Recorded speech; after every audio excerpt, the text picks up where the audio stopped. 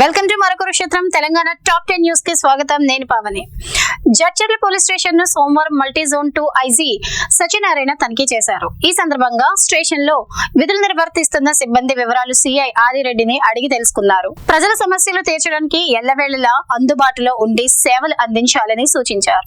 ప్రజలతో మర్యాదపూర్వకంగా మాట్లాడాలని, ఫిర్యాదుదారులందరికీ కూడా ఒకే రకమైన సేవలు అందించాలని సూచించారు.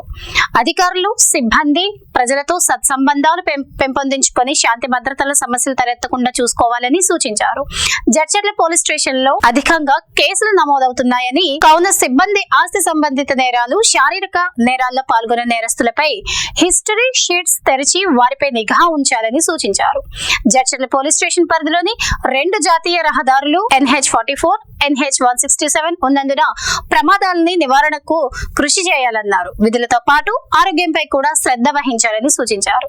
ఈ కార్యక్రమంలో SP Janaki, DSP Venkateswarlu, Jadcherla town CI Adireddy తదితరులు ఉన్నారు. ఉస్మానియా జేఎన్టీయూ పరిధిలోని ఇంజనీరింగ్ కాలేజ్ లో 2024-2025 విద్యా సంవత్సరానికి డిటెన్షన్ విధానం అమలు చేయబోమని మంత్రి దామోదర రాజనరసింహ ప్రకటించారు. అసెంబ్లీలో ఎంఐఎం నేత అక్బరుద్దీన్ ప్రశ్నకు ఆయన సమాధానమిచ్చారు. జేఎన్టీయూలో క్రెడిట్ స్కోర్ 25%, ఓయూలో 50% ఉంటే ప్రమోట్ చేస్తున్నారన్న అక్బరుద్దీన్ అన్నారు. 2 వర్సిటీల్లో వేర్వేరు విధానం ఉండటంతో దీనిపై కాలేజ్ యాజమాన్యాలతో సమావేశమవుతామని మంత్రి తెలిపారు. తెలంగాణ అసెంబ్లీ ప్రాంగణంలో బీఆర్ఎస్ నిరసనలు చేపట్టారు. నల్ల దుస్తులు, బేడీలతో అసెంబ్లీలకు వచ్చి బీఆర్ఎస్ ఎమ్మెల్యేలు రైతులకు బేడీల సిగ్గు అంటూ నినాదాలు చేశారు. లగ్జర్ల రైతులకు మద్దతుగా బీఆర్ఎస్ ఎమ్మెల్యేలు నిరసనకు దిగారు. లగ్జర్ల ఘటనపై నిన్న అనగా సోమవారం శాసనసభ అట్టుడికింది. ప్రధాన ప్రతిపక్షం బీఆర్ఎస్ సభ్యులు నిరసనలు, నినాదాలతో హోరెత్తింది. రాష్ట్రంలో పర్యాటక విధానం అంశంపై మంత్రి జూపల్లి కృష్ణారావు లగ్చర్చను ప్రారంభించగానే బీఆర్ఎస్ సభ్యులంతా లేచి లగ్జర్ల రైతుల నిర్బంధం, అరెస్టులపై చర్చించాలని పట్టుబట్టారు. స్పీకర్ అంగీకరించకపోవడంతో ప్లకార్డులను ప్రదర్శిస్తూ నినాదాలు చేశారు. వెలుగులోకి దూసుకొచ్చి నిరసనలు తెలిపారు. తనపై విచారణ చేస్తున్న వార్తలపై కేటీఆర్ ట్వీట్ చేశారు. గుడ్ లక్ చిట్టినాయుడు అంటూ చురకలు అంటించారు కేటీఆర్. తనపై నమోదైన కేసులపై సెటైరికల్ ట్వీట్ చేశారు. సునకానందం పొందాలనుకుంటే నీ కర్మ అంటూ వ్యాఖ్యానించారు. 30 సార్లు ఢిల్లీకి పోయినా 3 పైసలు తేలేదు కానీ 3 కేసులు పెట్టామంటూ ట్వీట్ చేశారు కేటీఆర్. బీజేపీతో కాళ్లబేరాలు, జైపూర్ లో ఆదానితో డిన్నర్ రిజల్ట్ ఇదేనంటూ సెటైర్లు పేల్చారు. గుడ్ లక్ చిట్టినాయుడు, లీగల్ గానే నిన్ను ఎదుర్కొంటానంటూ ఛాలెంజ్ విసిరారు కేటీఆర్. కాగా కేటీఆర్ ఈ ఫార్ములా రేస్ పై విచారణకు గవర్నర్ ఆమోదం ఇచ్చారు. కేబినెట్ భేటీలో సీఎం రేవంత్ రెడ్డి తెలిపారు. ఈ కార్ రేస్ అంశంలో గవర్నర్ న్యాయ నిపుణుల సలహా తీసుకుని ఆమోదం తెలిపారు. ఫార్ములా ఈ రేస్ కేసులో ఉత్కంఠ కొనసాగుతోంది. ఈ ఫార్ములా రేస్ కేసులో కేటీఆర్ ను అరెస్ట్ చేస్తారని ప్రచారం జరుగుతోంది. పార్లమెంటు సమావేశాలు ముగిసేలోపు జమిలీపై బిల్లును ప్రవేశపెట్టాలని కేంద్రంలోని బీజేపీ ప్రభుత్వం ప్రయత్నిస్తున్నట్లు తెలుస్తోంది.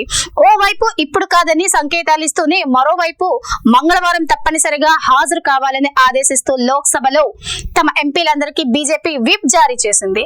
లోక్సభలో కీలక అంశాలపై చర్చ జరగనున్నందున గైర్హాజరు కావద్దంటూ 3 లైన్ల విప్ ను జారీ చేస్తూ లోక్సభలోని BJP chief whip doctor Sanjay Jaiswal కు ఓ లేఖను విడుదల చేశారు.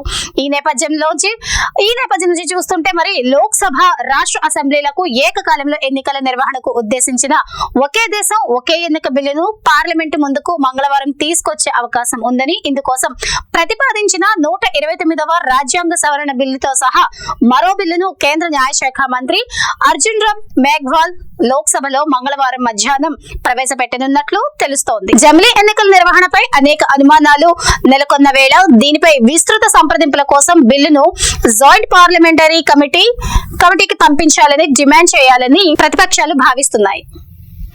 జగత్తు మెచ్చిన సంగీత దర్శకుడు, రాజ్యసభ సభ్యుడు ఇళయరాజాకు ఘోర అవమానం ఎదురైంది. తమిళనాడులోని ఓ ప్రఖ్యాత ఆలయంలో ఈ ఘటన సంభవించింది. ఆయన అర్ధ మండపంలోకి ప్రవేశించకుండా అడ్డుకున్నారు ఆలయ అర్చకులు. లోనికి వచ్చిన వెంటనే ఆయనను బయటికి వెళ్లాల్సిందిగా ఆదేశించారు. అయితే తమిళనాడులోని విరుద్నగర్ జిల్లాలోని శ్రీవిల్లిపుత్తూరులో గల శ్రీ ఆండాల్ సమేత శ్రీ రంగమన్నార్ స్వామి వారి ఆలయంలో ఈ ఘటన చోటు చేసుకుంది. ఈ ఘటనపై నెటిజన్లు ఆగ్రహావేశాలను వ్యక్తం చేస్తున్నారు. ఇదొక ఆధునిక అంటరానితనంగా మండిపడుతున్నారు. అత్యున్నత శిఖరాలను అందుకున్న ఉన్నటువంటి ఇళయరాజాపై కుల వివక్షను చూపించడాన్ని తప్పుపడుతున్నారు. రాష్ట్రంలో సర్పంచ్ ఎన్నికల కంటే ముందే ఎంపీటీసీ, జెడ్పీటీసీ సభ్యుల ఎన్నికలు నిర్వహించాలని ఆలోచనలో ప్రభుత్వం ఉన్నట్లు తెలుస్తోంది. అందుకు సంబంధించి ప్రభుత్వ ప్రాథమిక కసరత్తును సైతం పూర్తి చేసినట్లు తెలుస్తోంది. కాగా బీసీ డెడికేటెడ్ కమిషన్ నివేదిక అందిన అనంతరం స్థానిక ఎన్నికలు నిర్వహించనున్నారు. గ్రామీణ స్థాయి క్రీడాకారులను ప్రభుత్వం ప్రోత్సహిస్తుందని టీజీఐఐసీ చైర్పర్సన్ నిర్మలారెడ్డి అన్నారు. సంగారెడ్డి అంబేద్కర్ మైదానంలోని జిల్లా స్థాయి క్రీడా పోటీలను ఆమె పరిశీలించారు. క్రీడాకారులను ప్రోత్సహించేందుకే ప్రభుత్వం గ్రామీణ స్థాయి నుంచి రాష్ట్ర స్థాయి వరకు సీఎం కప్ పేరుతో క్రీడా పోటీలు నిర్వహించనుందని చెప్పారు. మరి ఈ కార్యక్రమంలో అధికారులు పాల్గొన్నారు. హైదరాబాద్ లో నిర్ణీత సమయం కన్నా జీహెచ్ఎంసీ ఎన్నికలు ఒక ఏడాది ఆలస్యం కానున్నాయి. మున్సిపాలిటీలోని నగరపాలక సంస్థలను గ్రేటర్ లో విలీనం చేయడం, బల్దియాను మళ్లీ విడదీయడానికి సమయం పట్టే అవకాశం ఉండటంతో జాతీయం జరగని ఉండదని అంటున్నారు. కాకపోతే మరోవైపు గ్రేటర్ హైదరాబాద్ ను ఓఆర్ఆర్ కొరకు విస్తరించి చేయాలన్న లక్ష్యంతో రాష్ట్ర ప్రభుత్వం వడివడిగా అడుగులు వేస్తోంది. శివారులోని 51 గ్రామాలను సమీప మున్సిపాలిటీలో విలీనం చేసింది. తెలంగాణ అసెంబ్లీలో కొనసాగుతున్న ప్రశ్నోత్తరాలను ఇప్పుడు చూద్దాం. ఎఫ్ఆర్బిఎం రుణాలపై అసెంబ్లీలో మాటల యుద్ధాలు దాటుతున్నాయి. 2024 నవంబర్ వరకు ప్రభుత్వం గ్యారంటీ ఇచ్చిన రుణాలు 51,200 కోట్ల రూపాయలని చెప్పి బట్టి విక్రమార్క పేర్కొన్నారు. బట్టి విక్రమార్క వ్యాఖ్యలపై హరీష్ రావు అభ్యంతరం తెలిపారు. అలాగే రాష్ట్రానికి 7 లక్షల రూపాయల కోట్ల అప్పు ఉందనేది అవాస్తవం అని చెప్పి హరీష్ రావు తెలిపారు. 51,000 కోట్ల రూపాయల అప్పు చేశామని ఒప్పుకున్నారు హరీష్ రావు. ఇవాళ మరో 3,000 కోట్ల రూపాయల అప్పు తీసుకున్నారని చెప్పి హరీష్ రావు వ్యాఖ్యానించారు.